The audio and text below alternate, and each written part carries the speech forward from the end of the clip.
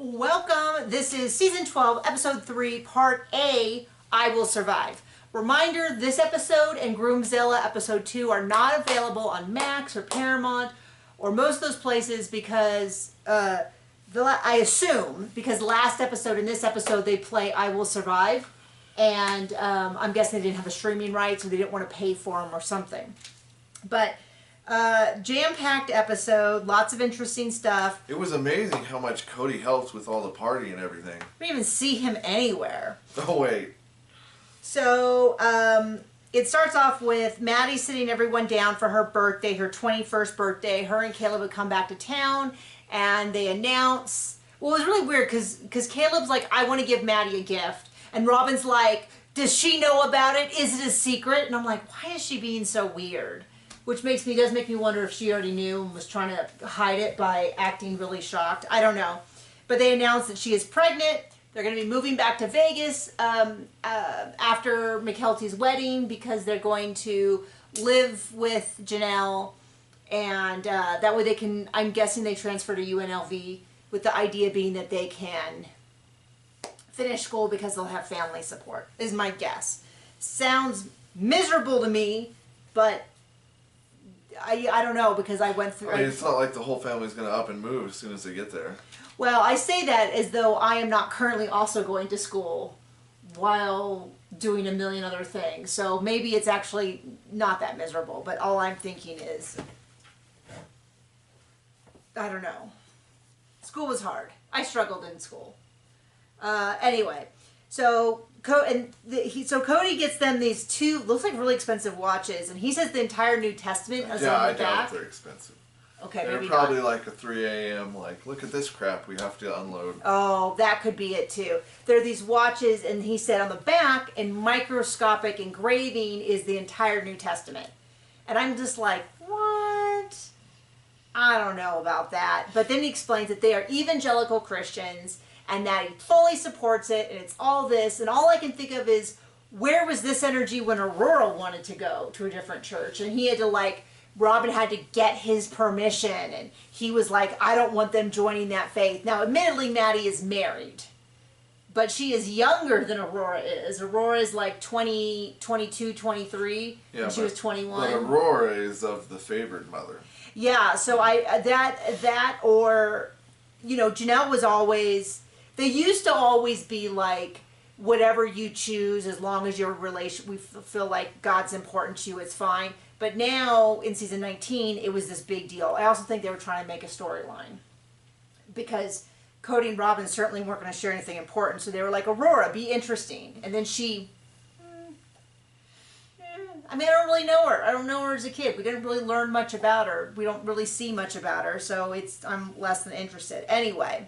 So they announce it, and Robin's making a big deal about how Cody didn't tell me. How could you not tell me? How did you guys hide this? How could you not tell me? On and on and on. She's almost so shocked that it's almost like, was she really? Now, I have no... if it was Christine, he would have told everyone, because he doesn't care. It's Janelle, so I think he actually does care, but I do wonder whether or not he actually did tell Robin, and then she's just faking. I don't know. They make a big deal about how Cody can't tell anyone. Can't hold a secret. He's 49. Janelle will be 48. They make a real point of saying that Robin won't even be 40 when the baby's born. Okay, we get it. And then they make a big deal about how Robin's like, well, now we can't move, Cody. We can't move. And they said that Cody for the last year has been, itching to move. And he wants to move back to southern Utah, and Christine's like, no, I don't want to. She says because they don't respect plural marriage, people are really judgmental about it, and it's illegal. But Cody and Robin are ready to go, which is kind of funny because who did not want to leave Utah? And Cody and Robin said they had to for the safety of their family. They had to pick up and leave. Well, now they're both saying they want to go back. As soon as Robin says she wants to go, they don't go, not to Utah, but to where her son is. And then when they finally said it was legal, she wanted to go. Christine wanted to go back, and Cody acted like nobody has ever wanted to go back to Utah. And after he let her on about maybe going back to Utah. Yeah, well, I'm guessing maybe he thought Robin would be on board with that. But I think now her kids are settled there, and she didn't want to move. So anyway, just lots of back and forth about this, and about whether or not they move or not or all that. And who ended up moving back to Utah? Cody and Robin. No, Christine, eventually.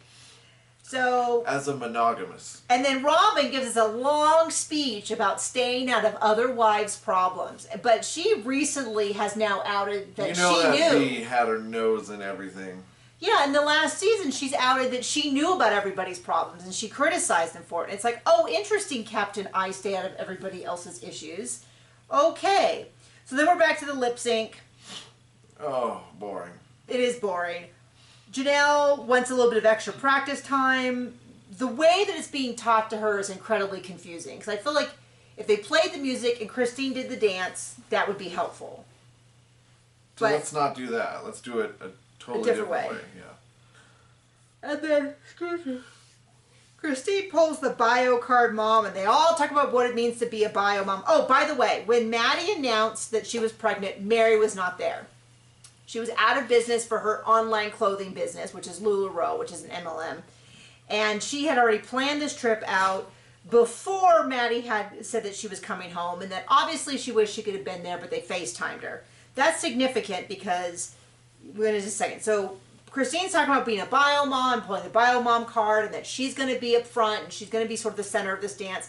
I don't necessarily know that anybody was going to fight to be center of the dance. Because it's basically it's maybe Christine, and then the other three is background dancers. I don't think anyone, we know Janelle didn't even want to be there. Mary also didn't want to be there. So but really, how dare they not make Robin the pinnacle? So then comes a really hard thing, because it's all about Garrison. He's coming back from basic training for the National Guard. Everyone is there except Mary. And what comes out in the interview is that Mary was next door and just didn't come over, which begs the question, did she see that everyone was there and not go over? It's also, like, I feel like it should be up to Cody to make sure that all the wives know everything. But, like, how did she end up not knowing? And it's this, like, this thing of where part of me goes, it's awful that they weren't invited. That nobody made sure that she knew. But also, if she had been showing up late and leaving early to things, they very well may have thought that she didn't want to be there and she was choosing not to be. Are you coming to Flagstaff with us, Mary? But I really feel like if anyone's going to be responsible for that, it's the person that she married. It's Cody. It's Cody's responsibility. So, like, I'm not going to put it on. Him take responsibility for anything. Like, it's a bummer that she isn't there. That's something that we keep seeing through this, is that she's just not included, or this, that. And I think she's in a really hard, I do not blame Mary for this, because I feel like she's in this really tough place, which is when she shows up, I think things are awkward. Her husband's being terrible to her. He's saying he wants to reconcile, but then he's not actually doing anything to reconcile. I think she has a lot of embarrassment and shame. Robin is, on one hand, encouraging her to stay, but not actually following through. But at the same time, I don't think it's up to Janelle or Christine to fix it. We know that Christine's already in a pretty tenuous spot with Cody, and we know that Janelle and Mary, they kind of did therapy for a while, and Mary was kind of like, yeah, maybe we can work on stuff. No, I don't want to talk to you. And then what we see right after this, well, first of all, Garrison comes home. Janelle's crying. I'm crying. It's so hard. Janelle specifically says, my kids are my Achilles heel. I have such great love for them. It's interesting that Cody, I think, tried to punish her by cutting off her kids. And it was really the only thing he could have done to push her away. And that's what he did. And it's so hard to see Garrison after we've lost him. And then they go into this long explanation. Cody and Robin, which is really significant, because they go into a long explanation about how Garrison coming home proves that there's no problem with half brothers and sisters. He went around and he hugged everyone. He made a point to hold Ariella. He said that we've never had a problem. He was excited to see it. And Saul, and Cody says we've never had an issue with it, which is really funny because not even 6 seasons later, they're talking about how Robin was never accepted. Her kids were always on the outside. None of the kids were terrible to her. And well, she had to change the narrative somehow, because otherwise the truth makes her look bad. Yeah, it's just so hard to see Garrison. So then they explain that Mary wasn't there because no one told her, that she missed the memo. And then they all come over to, by all I mean Janelle, Mary, Christine, and Robin all get together at Christine's house to practice the dance. Mary has not practiced the dance, and she shows up and she's incredibly bossy. She's like, and I was like, you know what's always great is when people show up at the last minute and criticize everything you've done. Now, is this a very organized choreography? No. But I felt like it was a real passive-aggressive dig to be like, oh, which way are we turning? It doesn't matter. Oh, well, gosh, maybe you should have planned this better. Maybe you should have done this. And it's like, this is where I feel like everyone could benefit from the idea of you can be in charge, or you know what I mean? Like, if you don't want to be in charge, then don't like constantly criticize. Too many politicians, not enough laborers. You know, it's just that idea of like, my life got so much better when I realized that if I don't want to take over running something, I should just kind of keep my mouth shut. Now, there's a lot of exceptions to that rule, but I'm talking about something like a lip sync for a shower. Things very, very low stake things. Like, you've got to either be, like, for instance, this is my example. I recently started running an open mic, a comic-facing open mic, and I get to make all the rules because I'm paying for the room, I'm setting up the rules, and I'm showing up. And if other people show up and they don't like how I'm doing it, then they are absolutely welcome to run their own open mic. And I will show up and I'll keep my little mouth shut about how they do it. And I will go with their rules. And I've attended other open mics and I've not complained at all. But like, that's kind of that thing you need to learn of, like, either you do it and you get to have the control, or you just show up and you enjoy it. So, but maybe Mary was just mad because she wasn't invited to the Garrison thing. In which case, okay, maybe we should have a conversation. And then they talk about how they need to change their outfits, and they would never change in front of each other. My mom used to always call me a prude because I also don't change in front of people. I'd rather just go into another room. Occasionally, I allow John to be present. Lucky me. No, but I'm just kind of that person. I never really got the handle on, like, I don't know. Anyway, and then Janelle explains that she's been to a Korean bathhouse and everyone was naked, but she wore a towel. And then Mary called that weird, and I was like, Mary, it is not weird. It is you know what's normal weird? within a cultural thing. Polygamy. Trying to tag along in a family when you've been dumped. And I put that 100% on Cody. I mean, at this point, and Mary.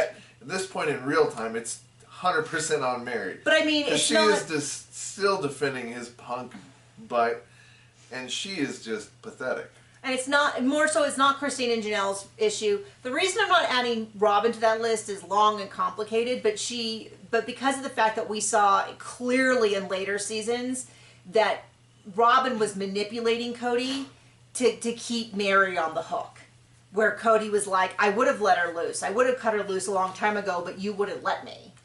In which case, that's why I'm not letting Robin off the hook here when it comes to whose responsibility was it, which is Cody and Mary's. Anyway.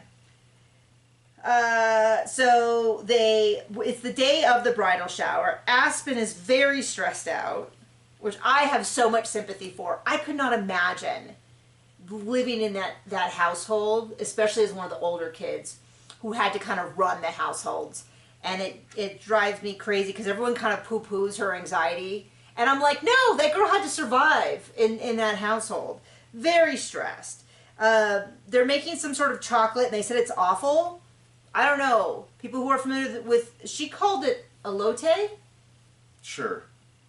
No. Atole? I don't know. I tried to Google it. I know what elote is, and it's not that, which is why I was confused when I first heard it. But I had it backwards in my mind. Anyway, I Googled Mexican chocolate, and I read the recipe, and it sounded fine. But Christine was like, it tastes like a flour tortilla with chocolate on it, which does not sound as appetizing. So I'm a little confused. So somebody in the comments, tell me what's going on.